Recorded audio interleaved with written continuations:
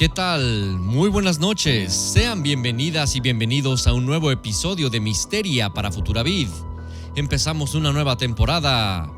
Mi nombre es Aiko Ochoa y quiero darles la bienvenida. El día de hoy les voy a platicar acerca de una historia muy interesante que se trata acerca de una civilización perdida que probablemente sí existió o probablemente no. Depende mucho de a quién le preguntemos. Se dice que la Atlántida fue una de las civilizaciones más avanzadas de toda la historia de la humanidad. Sin embargo, también es importante recalcar que mucha gente dice que esta civilización jamás existió.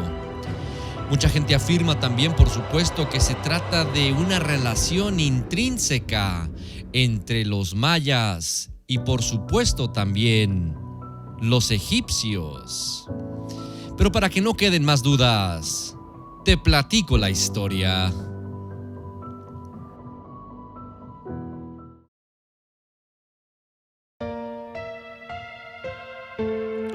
La Atlántida es un lugar conocido para todo consumidor de literatura, cine o libros de historia. La idea de la isla perdida, considerada una sociedad utópica y avanzada, cuya sabiduría pudo haber traído al mundo la paz y armonía, es una idea que ha cautivado a ocultistas y soñadores por generaciones. Mucho se ha escrito sobre ella y muchos han gastado fortunas y sacrificado sus vidas por buscarla. Los orígenes de esta historia se conocen a diferencia de muchas otras leyendas cuyo inicio es una incógnita. Fue mencionada y descrita por primera vez en los diálogos de Timeo y Critias, textos de Platón que datan de unos 330 años antes de Cristo. Es paradójico que hoy muchos hablen de ella como una utopía pacífica, cuando las notas de Platón, de acuerdo con la Encyclopedia of Dubious Archaeology del arqueólogo Ken Feder, dicen que la Atlántida no es un lugar para admirar e imitar ni la sociedad perfecta. Es lo contrario. La Atlántida es la encarnación de una nación próspera, tecnológicamente avanzada y militarmente poderosa que se corrompió precisamente por su bonanza económica, sofisticación y poder. En dichos diálogos, la isla aparece como una potencia militar que existió 9000 años antes de la época del legislador ateniense Solón, quien según Platón es la fuente del relato. Es ubicada más allá de las columnas de Hércules y se la describe como más grande que Libia y Asia Menor juntas. El poderío de la Atlántida fue tal que llegó a dominar el oeste de Europa y el norte del África hasta ser detenida por la ciudad de Atenas. En ese mismo momento, una catástrofe que no se describe hizo desaparecer a la vez la isla y los ejércitos rivales en un solo día y una noche terrible. El mar donde estuviera la Atlántida se tornó innavegable a causa de los bajíos, en tanto que Atenas y los pueblos de Grecia olvidaron el suceso, pues solo unos pocos sobrevivieron. En Egipto, en cambio, se preservó el recuerdo de que miles de años más tarde llegó a conocimiento de Solón y a partir de sus relatos y un manuscrito a Critias, el narrador. La Atlántida, en conclusión, es más la leyenda de una ciudad rival de Atenas que una civilización sumergida. Y si hoy existiera de verdad, sus habitantes y regentes probablemente tratarían de conquistar y someter al resto de la humanidad. La conclusión es que Platón creó la Atlántida como un elemento literario ficticio debido a que no hay rastros de ella en ninguna otra parte del mundo. No existe evidencia de ninguna parte del mundo de que la Atlántida existió antes de que el célebre filósofo escribiera sobre ella. Bueno, pues a mí me resulta muy interesante, muy increíble pensar que a lo mejor 9500 años antes de Cristo pudo haber existido una civilización más avanzada incluso que los sumerios o que los egipcios. Se dice que los atlantes tenían ciudades que volaban, jardines que flotaban, algo muy parecido a la antigua Babilonia. Sin embargo, es muy importante darse cuenta también que pudo haber pasado algo muy interesante cuando se trata de la relación entre los egipcios y los mayas.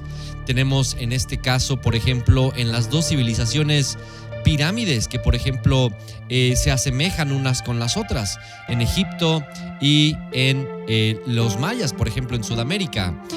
También ambas civilizaciones tenían altos conocimientos astronómicos, y lo cual lo hace algo muy interesante, y vale la pena investigar y saber si esto sí sucedió, si existió la Atlántida, y qué fue de las personas que quedaron o de los sobrevivientes que pues de alguna manera tuvieron que haber pasado todas estas pruebas, ya que se habla de un cataclismo increíble que pudo haber hecho una inversión de los polos, que pues obviamente también habla de una catástrofe, de un cataclismo increíble que pudo haber terminado con toda esta civilización de los atlantes. Se dice obviamente que pudo haber estado en diferentes lugares en el planeta Tierra. Como estamos viendo en el video, pues obviamente el océano Atlántico tiene este nombre también implícito, y a lo mejor existe alguna relación directa en lo que pudo haber pasado en este lugar. Se dice también que en el Triángulo de las Bermudas, debido a sus características geográficas, a sus características orográficas o subterráneas, pudo haber sido también un lugar en donde la Atlántida pudo perfectamente haber existido. Continuamos viendo esta historia. Pero, ¿cómo se hizo tan conocida la historia? De acuerdo con el autor Mark Adams, citado por Live Science, la historia, que perfectamente habría pasado por una trivial fábula en otras circunstancias, se hizo conocida en parte gracias a un hombre de Minnesota, en Estados Unidos, llamado Ignatius Donnelly. El estadounidense, que falleció en 1901 y fue congresista, escribió un libro publicado en 1882 llamado El mundo antediluviano, en el que aseguraba que todos los grandes avances en la civilización y la tecnología se remontaban a la isla perdida de Platón. No satisfecho con ello, Donnelly fue más allá de resucitar la historia del griego, añadiendo sus propios elementos y haciendo crecer el mito. Donnelly promovió el difusionismo, la idea de que todas las grandes culturas se provenían de un origen único. Adams lo describe como el primer fundamentalista de la Atlántida, en el sentido que él creía la historia de Platón fuera de elementos supernaturales como Poseidón. El autor hasta envió una copia de su libro a Charles Darwin, quien lo halló interesante, pero poco convincente.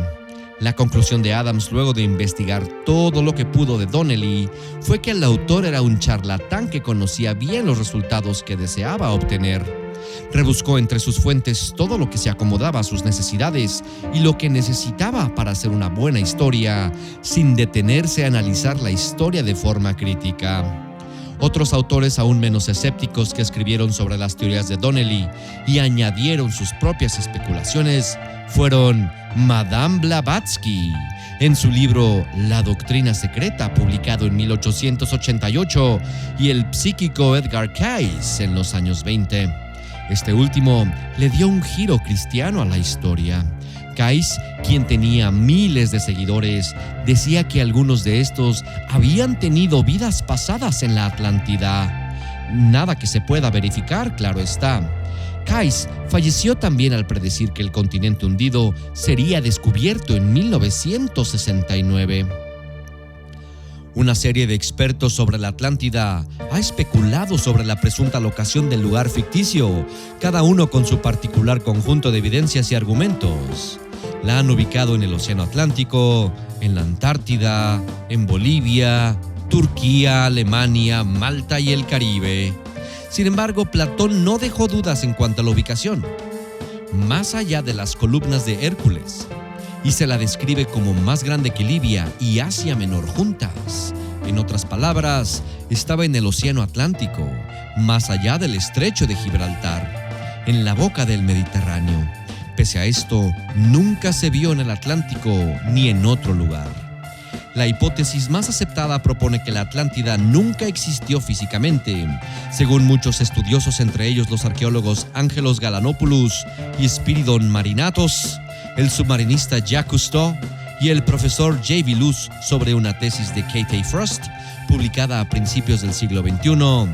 La Atlántida sería el recuerdo deformado de la civilización minoica o cretense.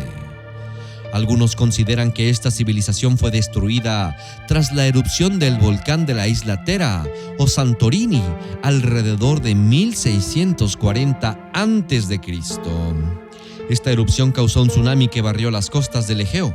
Si bien hay un acuerdo en que la catástrofe dañó gravemente al imperio minoico, no obstante actualmente no hay consenso entre los arqueólogos acerca de la vinculación entre la erupción y el fin de la civilización minoica. En una noche de cataclismo, los dioses enviaron un batallón de incendios y terremotos tan intenso que el reino utópico de la Atlántida se hundió profundamente en el océano para no volver a ser encontrado jamás. Creo que no cabe duda de que la historia de la Atlántida es un mito, dice Patrick Nunn, un geólogo de la Universidad Sunshine Coast en Queensland, en Australia.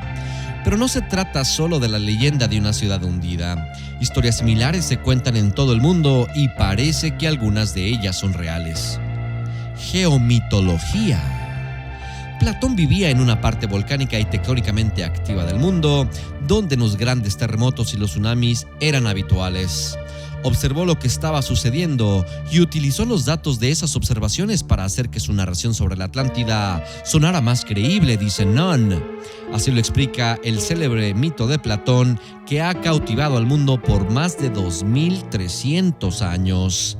En 1999, el periodista y escritor británico Graham Hancock realizó para la BBC el documental Atlantis Reborn, en el que documentaba con gran detalle su hipótesis de una catástrofe planetaria y la desaparición de una civilización anterior.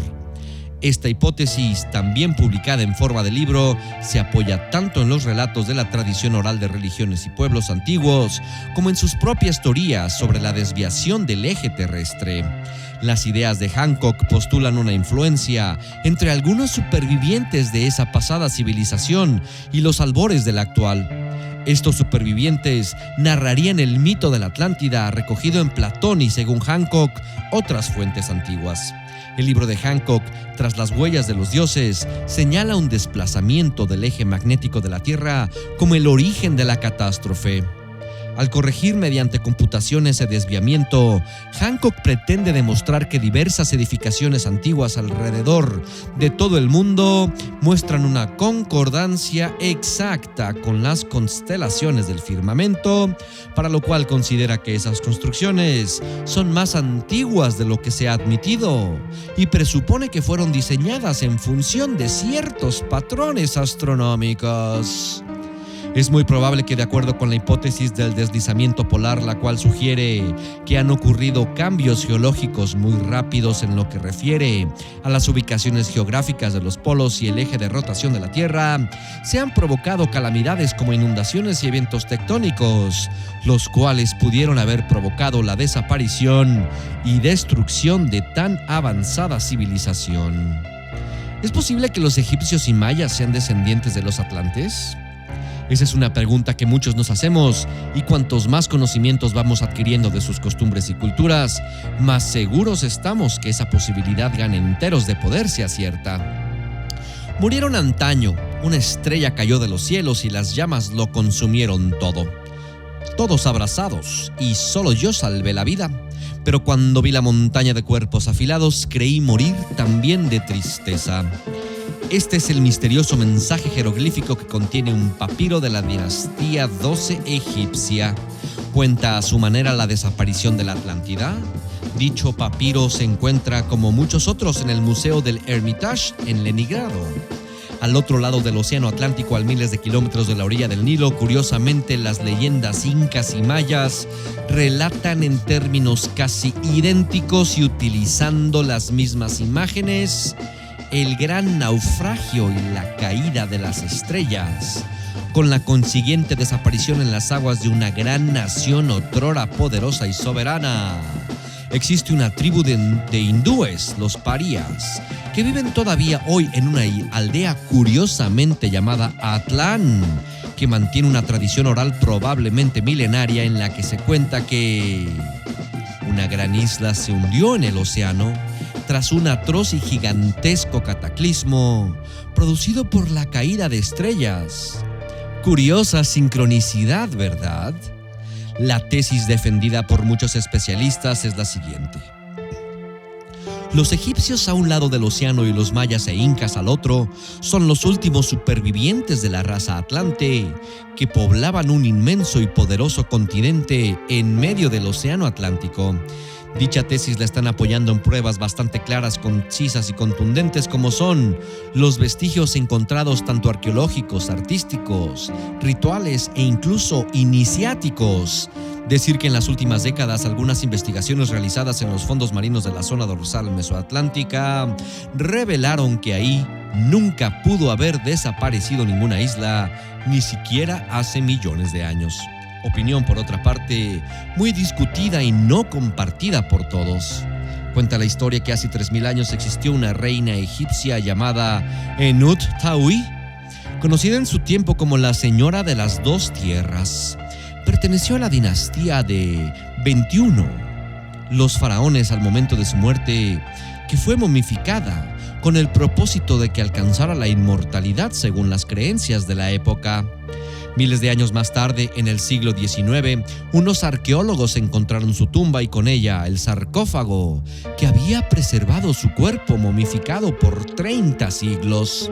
Las osamentas fueron adquiridas por el rey de Bavaria y entregadas al Museo de Múnich, donde permaneció casi una centuria desaparecida.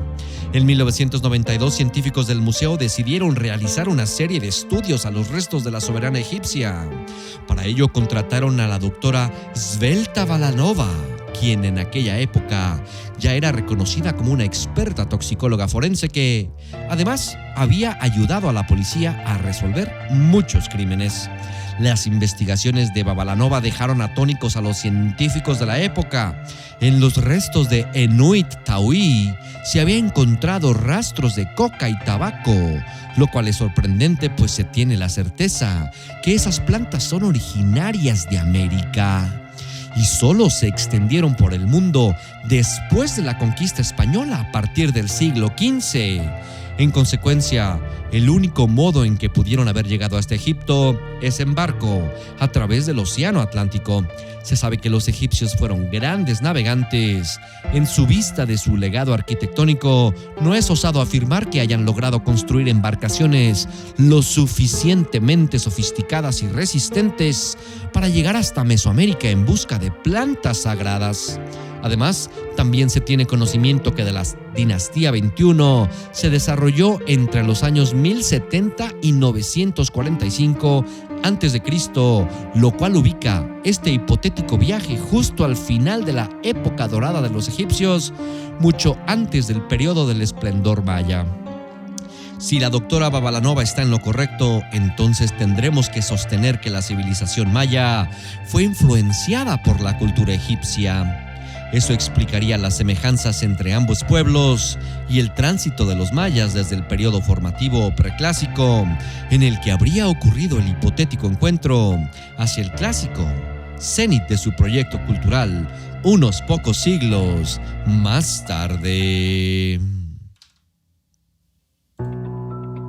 Se dice que la Atlántida pudo haber sido una civilización extremadamente avanzada con tecnología que la humanidad nunca había visto hasta entonces, y también probablemente sean los responsables de mucha de la tecnología que se conoce actualmente en muchas de las civilizaciones que existieron en la época ancestral o antaño. Bueno, pues muy interesante este video. Ahora te toca a ti hacer tu propia investigación para que me digas si sí ¿crees que existió la Atlántida? Déjame un comentario aquí abajo en los comentarios. Si este video te gustó, ponle like. Si no te gusta, ponle dislike. Y no te pierdas cada sábado de Misteria. Aquí estaremos subiendo cada sábado, igual como digo, un video de misterio. Mi nombre es Aiko Ochoa y te deseo que tengas muy buenas noches si es que puedes dormir. Y hasta el próximo sábado. Buenas noches.